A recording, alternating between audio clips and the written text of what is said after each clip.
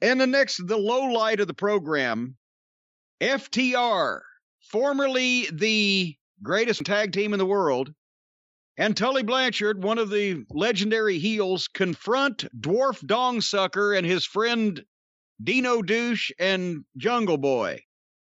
And next week, we are going to be treated to a match with Dwarf Dongsucker and Jungle Boy against FTR. Seriously. These poor guys left the WWE to prove that they were the best tag team in the world, which they are. And now they're working with a genetic defect on national television. This is a good way to ensure that no WWE talent ever again leaves that company to come onto this fucking amateur hour program at fear of the health of their own career unless they have no other choice and Vince McMahon is literally kicking them out the fucking door. Would you ever make that move after seeing what's happened to them? Yes, but let me clarify. What? I would make that move if I wanted some creative freedom and I wanted to be able to work in a good environment. How are they Let me finish. How are they having creative freedom when they're working with a goddamn freak midget? Let me finish. A piece of trailer park trash that looks like a small child little girl. Let me finish. Not that I disagree with that. But it's a better working environment. WWE is an awful place to work. It's a place that just beats you down and destroys your morale every single day. So they have that going for them. They're an AEW. A lot of guys there have a good time working with their friends and doing this and that. I have to wonder if this is almost like if when Vince gets someone and he's like, okay, we got him. Now we have to humble them. They're working with Marko Stunt. Marko Stunt, who doesn't back down from anyone. He's in everyone's face like he's going to do anything. It's so silly. If they have that match next week. And he's allowed to get away with it.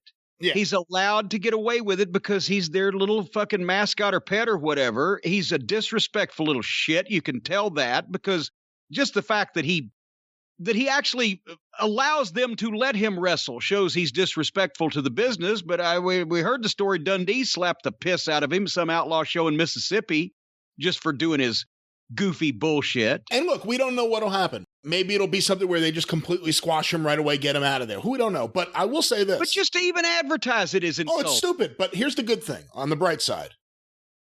I've picked up lately that Marko Stunt has a little bit of that jelly Nutella thing where we were told that this guy's an indie darling, that people love him. But the more they see him on TV, the less they like him. And I think Marco's got the same thing. And a lot of even the AEW fans are sick of this guy. So we'll see what happens. All I know is here's another piece of free advice to Tony Khan from a person who's worked in various companies at a high level in fucking talent relations. The way to get people to jump from an established company to your upstart company is not by making the ones that do look like complete fucking idiots and making the other talent never want to be put in that position ever. That's not the way you get people to come to your company. Big stars off the fucking WWE television now working with a Mississippi trailer park meth head midget. Fuck you. It's lots of money. It's 2 days every 2 weeks. You got your fucking pride, for heaven's sake. I didn't have the pumpkin put on my head. The least they can do is not work with a fucking midget. And I had to tell Ole Anderson no. They've just got to tell Tony Khan no. And I'm waiting for somebody to just take Marko Stunt down and just relieve him of all his front teeth. On purpose, for real.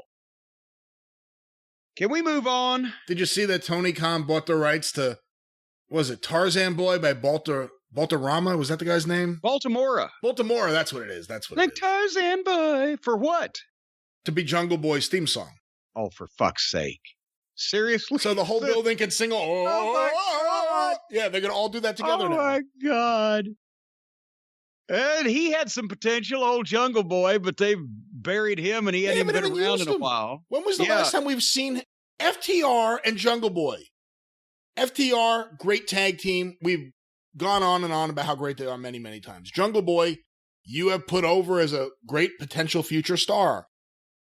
Have they been used at all in the last month and a half, 2 months? Well, because they think I guess they think to have Jungle Boy on there, they've got to have the fucking goofy dinosaur and the little midget. And they don't. If they'd get Jungle Boy away from those two clowns, he would be a star. They drag him down. But they don't know how to push a star anyway, so I mean, it's a moot point. But people said I have fucking old-fashioned taste in music. A 35-year-old fucking pop song for cool young Jungle Boy, son of the fucking famous movie star?